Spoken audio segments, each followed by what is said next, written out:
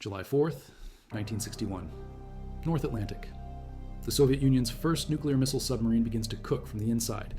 2 reactor compartments cutting through Arctic water, while steam builds in a starboard chamber that shouldn't be steaming. The pressure gauge hits 0. Coolant pumps die, 800 degrees Celsius and climbing. You've got the most dangerous weapons ever built sitting on top of a nuclear meltdown waiting to happen. No backup cooling system because they rushed it. No radio contact because that failed too. 139 men trapped inside a steel coffin that could trigger World War III if it melts down near Greenland. This is K-19. The submarine's so cursed they called it Hiroshima before it ever left port. 10 people died building it. Fires in the shipyard. Workers crushed by hatches. Poison gas from glue fumes. Then the reactor leak that should have ended the world. But it didn't, because 8 men walked into lethal radiation and saved everyone. They died doing it. 22 more crew members followed them to the grave over the next 2 years. The Soviet Union buried them in lead coffins and told their families they died in training accidents. For 30 years, nobody could speak about what really happened that night in the North Atlantic. If you value documented Viking and Norse-era history like this, subscribe. It's the best way to support our work. Also comment from which city you're hearing this from. This script is researched and factual. Using sources from Captain Peter Hochthausen's classified Soviet Navy interviews published through National Geographic in 2002 and Professor P. Ulgaard's nuclear accident analysis from Reiser National Laboratories NKS RAC 296 TRC-3, December 1996. These aren't general histories.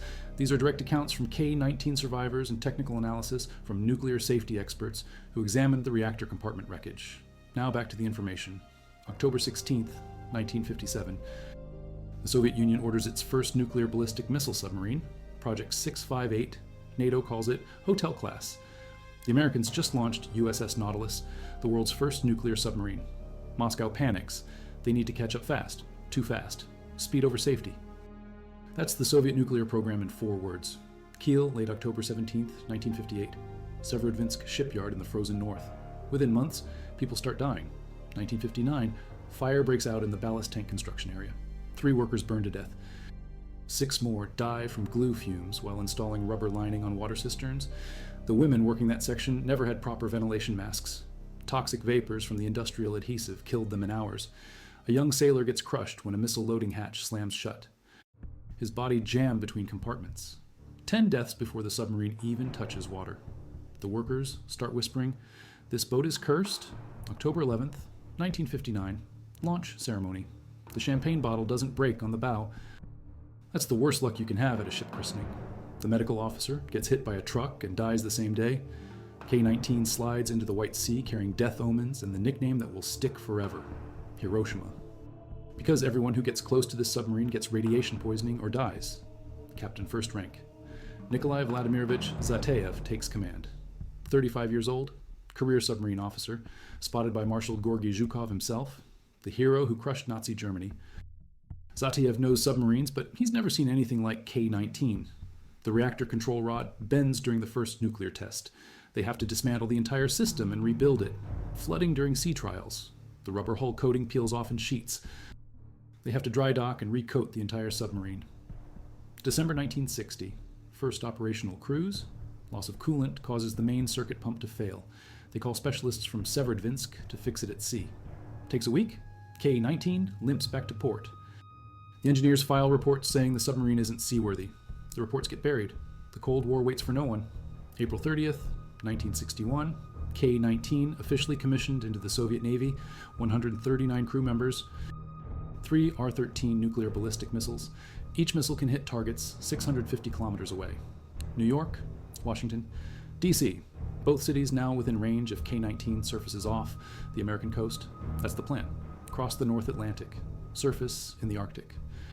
Test fire an unarmed missile to prove Soviet nuclear power. Then patrol within striking distance of America's biggest cities. July 3rd, 1961, K-19 departs Severomorsk Naval Base. 48 hours to the test firing zone. The crew loads the final ballistic missile. A hatch cover swings shut and kills another sailor, his skull crushed against the missile tube. That makes 11 deaths connected to this submarine. Zateyev orders the body stored in the torpedo room. They can't turn back now. Moscow expects a successful missile test. The world is watching. July 4th, 1961. 04:15 local time. Southeast coast of Greenland, North Atlantic Ocean. K-19 running submerged at 100 meters depth. Reactor compartment alarm screams through the submarine. Starboard nuclear reactor coolant system pressure drops to absolute zero. Senior reactor officer reports a major leak in the primary cooling circuit. The coolant pumps fail instantly. 70 megawatt pressurized water reactor starts cooking itself from decay heat. No radio contact. The long-range communication system failed 3 hours earlier. Separate accident. Lightning strike on the antenna cable. K-19 can't call Moscow, can't request emergency assistance, can't tell anyone they're about to melt down in international waters with nuclear weapons on board. Control rods slam into the reactor core via emergency scram system. Doesn't matter. The reactor temperature climbs toward 800 degrees Celsius, 1470 degrees Fahrenheit, hot enough to melt the steel reactor vessel. Here's what happens next. The reactor core starts breaking down. Fission products release radioactive steam. That steam gets sucked into the ship's ventilation system. Every compartment fills with contaminated air. The entire crew starts breathing radiation. But that's not the worst part. If the reactor vessel cracks, superheated radioactive steam will flash boil everything in a 100-meter radius. The 3 nuclear missiles could cook off from the heat. Zateyev thinks this might trigger a nuclear explosion visible from space. American destroyer USS Randolph picks up K-19's short-range distress beacon, starts shadowing the Soviet submarine, offers assistance through international maritime law. Zateyev refuses. He's terrified of giving away military secrets. More terrified of what Moscow will do to him if American sailors board the Soviet Union's most advanced submarine. Court-martial, execution, his family sent to labor camps. He'd rather die from radiation than betray state secrets. Captain Zateyev orders the engineering crew to fabricate an emergency coolant system. Cut off air vent valves, weld them to freshwater supply pipes, connect the drinking water system to the reactor cooling circuit, jury-rig a solution from whatever's available. It might work. It will definitely kill whoever tries to install it. The reactor compartment is flooded with lethal radiation, gamma rays, beta particles, radioactive steam at temperatures that will cook human flesh in minutes. Chief Petty Officer Boris Korchalov volunteers first, takes 2 men with him. Light protective suits and oxygen masks, that's all they have. No lead shielding, no radiation-hardened equipment. They enter the reactor compartment with hand tools and a death sentence. 5 minutes maximum exposure time. Any longer and the radiation dose becomes instantly fatal. First team emerges vomiting blood, skin blistered from radiation burns. Korchalov collapses on the deck. His hair falls out in clumps. Second team enters the reactor compartment. Lieutenant Commander Vladimir Yenin leads them. They weld pipe connections while breathing radioactive steam through fabric masks. 10 minutes inside. They finish half the cooling system and stagger out blinded. Radiation cataracts forming in real time. Third team, Senior Lieutenant Mikhail Krasichkov takes the final shift. The reactor temperature hit 800 degrees. Steel glowing red hot through the radiation steam. Krasichkov and his men complete the improvised cooling system. Drinking water flows into the reactor core. Temperature starts dropping. They saved the submarine. They saved the crew. They saved the world from a nuclear incident that could have triggered World War III. All 8 engineering crew members receive fatal radiation doses, 5,000 to 6,000 Roentgens, enough to kill a human being 10 times over. July 5th, 1961. Soviet diesel submarine S-270 responds to K-19's distress signal, approaches the crippled nuclear submarine. Zateyev orders evacuation of the contaminated crew. His superiors radio orders to keep everyone aboard K-19 until a freight vessel arrives. Zateyev disobeys direct orders. He puts his crew's lives above Soviet military protocol. Everyone transfers to S-270, except a skeleton crew needed to keep K-19 afloat. 8 days later, first engineer dies from acute radiation syndrome. Boris Korchalov, age 26. Then Vladimir Yenin, then Mikhail Krasichkov, one by one over the next 3 weeks. Bone marrow failure, internal bleeding, organ shutdown. The radiation destroyed their cellular structure from the inside. Professor Zed Volinsky develops experimental treatments. Bone marrow transplants. Blood transfusions. Saves 2 crew members who received otherwise fatal doses. But 8 men die despite the medical efforts. The Soviet government orders absolute secrecy. Official cause of death listed as astheno-vegetative syndrome. A mental disorder, not radiation poisoning. The families get told their sons and husbands died in routine training accidents. State funeral with full military honors, but no explanation for the lead-lined coffins. K-19. Crew members sworn to silence for 30 years. They can't tell doctors about radiation exposure during routine checkups. They lie about their medical history for decades. August 6th, 1961. 26 crew members received decorations for courage and valor. The medals come with a warning. Talk about what happened and face 20 years in a labor camp. The Soviet Navy tows K-19 back to Severodvinsk. Radiation contamination covers 700 meters around the submarine. Workers in full hazmat suits cut out both reactor compartments. The contaminated metal gets sealed in furfural-based preservative, designed to last 500 years underwater. 1965. The 2 reactor compartments get dumped in Abrosomov Bay, Kara Sea, still loaded with spent nuclear fuel. The Soviet Navy treats the Arctic Ocean like a nuclear garbage dump for the next 25 years. K-19 gets fitted with new reactors and returns to service. The submarine continues its cursed existence for another 30 years. November 15th, 1969. K-19 collides with USS Gato in the Barents Sea, 60 meters underwater. The impact destroys the bow sonar systems and mangles the torpedo tube covers. February 24th, 1972. Fire breaks out at 120 meters depth. Hydraulic fluid leaking onto hot filters. 28 sailors die, 12 more trapped in the aft torpedo room. K-19 surfaces. Surface warships evacuate the survivors. The submarine that should have ended the world keeps trying to kill its crew. Every accident adds to the death toll. Every repair mission sends more workers home in lead coffins. Hiroshima earns its nickname through blood and radiation, but the worst part isn't the deaths, it's the silence. For 30 years, nobody can say what really happened. The heroes who prevented nuclear war get buried as training accident casualties. Their families never learn the truth. 1990. K-19 finally decommissioned after 30 years of accidents. The submarine ran 332,396 miles during 20,223 working hours, distance equivalent to 14 trips around Earth, every mile paid for in radiation exposure and crew deaths. 1994. K-19 transferred to Naval Repair Yard at Polyarny. March 2002. Towed to Nerpa Shipyard for scrapping. 2006. Former crew member Vladimir Romanov buys a section of K-19, plans to turn it into a meeting place for submarine veterans, the survivor's object. Too many ghosts aboard that hull. The submarine gets converted into a residence instead, sitting in a village in northwestern Russia, a piece of Cold War history that almost ended the world. September 2021. Russian researchers locate K-19's reactor compartments on the Arctic seabed. Abrosomov Bay, Kara Sea, 56 years after they were dumped, the furfural sealing held, no radiation leakage detected. But the spent fuel will remain dangerous for thousands of years. The Arctic Ocean holds dozens of Soviet reactor compartments. Nuclear submarines scuttled during the Cold War. Radioactive debris scattered across the seafloor. February 1st, 2006, former Soviet leader Mikhail Gorbachev nominates K-19's crew for the Nobel Peace Prize.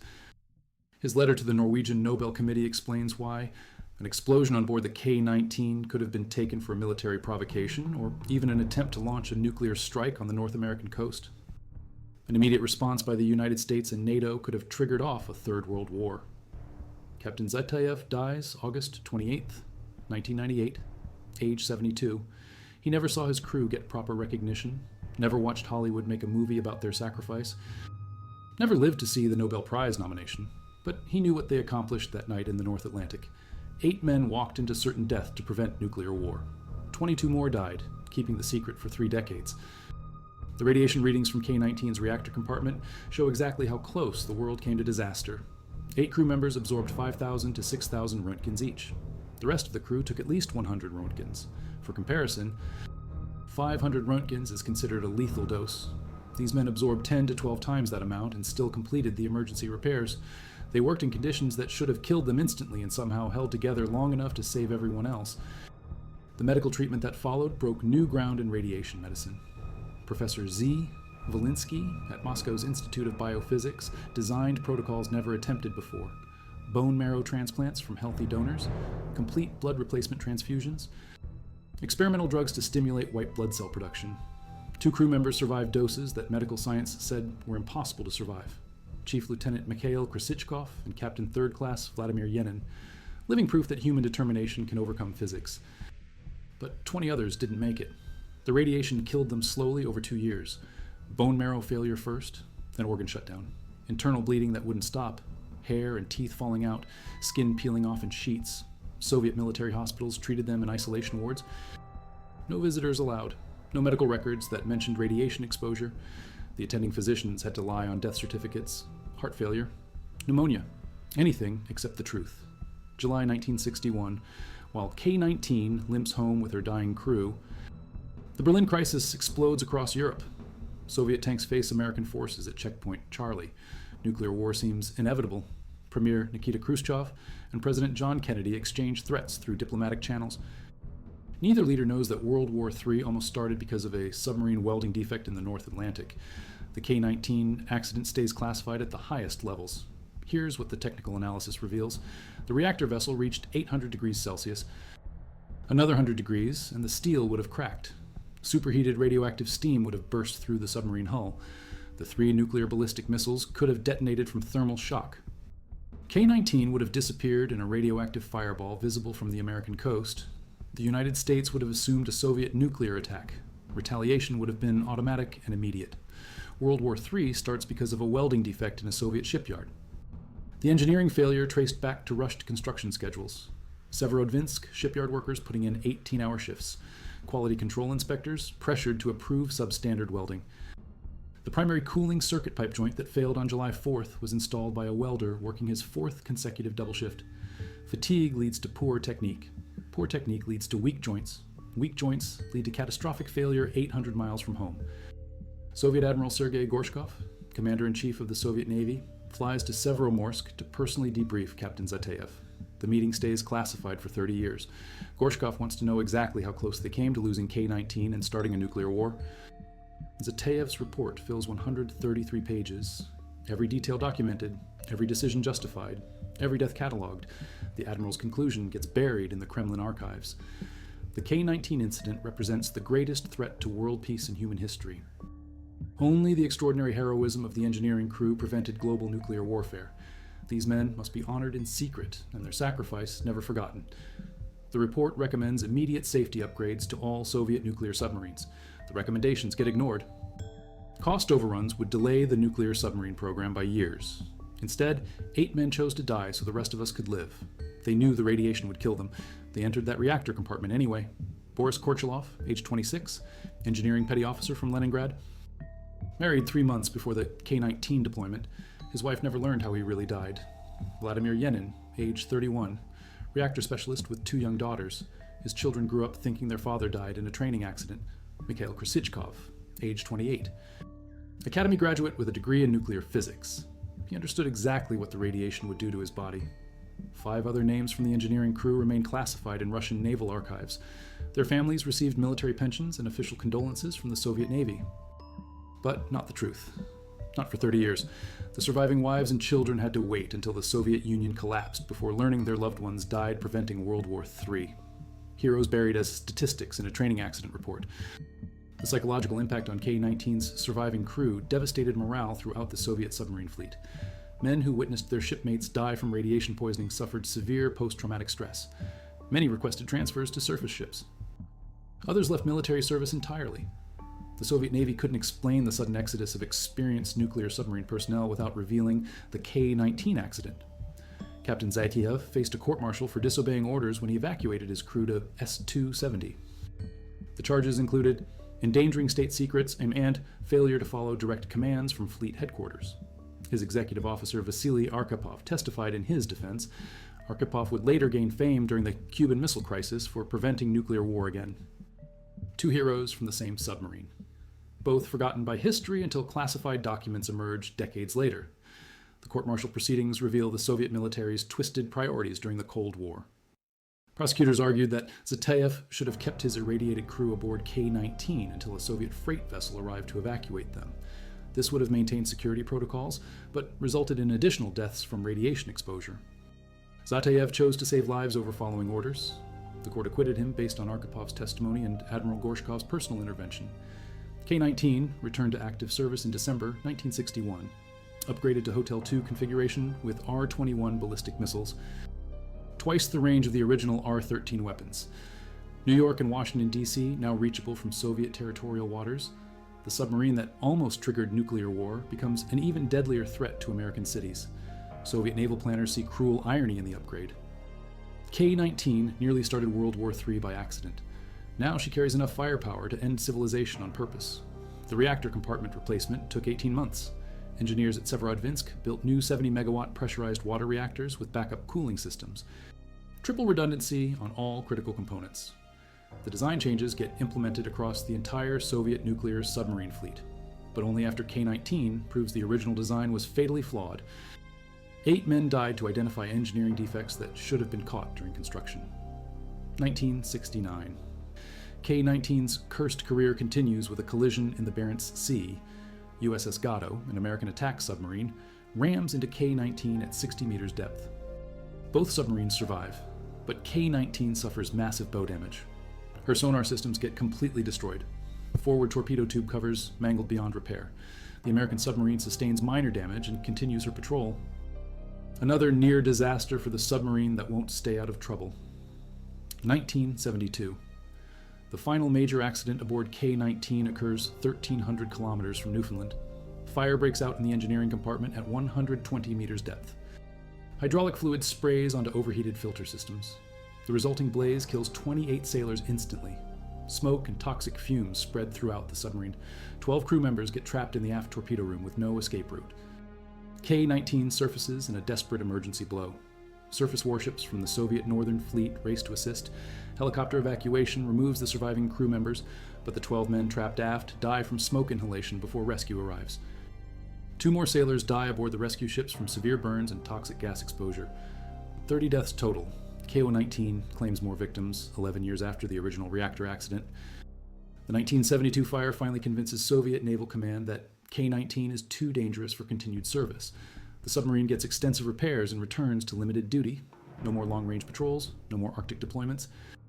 K-19 spends her final 18 years conducting coastal exercises and training missions. Even then, minor accidents plagued the submarine until decommissioning in 1990. The environmental legacy of K-19 extends far beyond the original crew deaths. When Soviet engineers cut out the contaminated reactor compartments in 1961, they created 2 massive pieces of radioactive waste. Each compartment weighed approximately 800 tons. Both still contained spent nuclear fuel rods too dangerous to remove. The fuel assemblies remained sealed inside the reactor pressure vessels. 1965. The reactor compartments get loaded onto a specialized transport barge and towed to the Kara Sea. Abrosimov Bay becomes their final resting place. 108 meters of Arctic seawater separate the radioactive waste from the surface. Soviet naval engineers estimate the fuel preservation will last 500 years. After that, radioactive materials will begin leaching into the ocean. The dumping operation stays classified for 26 years. Not even the families of K-19's dead crew members know their loved ones. A contaminated workplace sits on the Arctic seabed. The reactor compartments join dozens of other pieces of Soviet nuclear waste scattered across the Kara Sea and Novaya Zemlya archipelago. Submarine reactors, icebreaker power plants, nuclear waste containers. The Arctic Ocean becomes the Soviet Union's radioactive garbage dump. 2021. Russian researchers from the Emergency Situations Ministry locate K-19's reactor compartments using deep-sea submersibles. The furfural ceiling appears intact after 56 years underwater. No significant radiation detected in surrounding sediment samples. But the spent fuel inside remains lethal. Cesium-137, strontium-90, plutonium-239, isotopes that will stay dangerous for thousands of years. The Kara Sea expedition found K-19's reactor compartments exactly where Soviet Navy charts said they would be. 56 years on the Arctic seabed. The fuel preservation worked. No radiation detected in the surrounding water, but the spent fuel inside those compartments will remain lethal for 10,000 years. Long after human civilization ends, those reactor cores will still be hot enough to kill. The true legacy of the submarine that almost melted down during the Cold War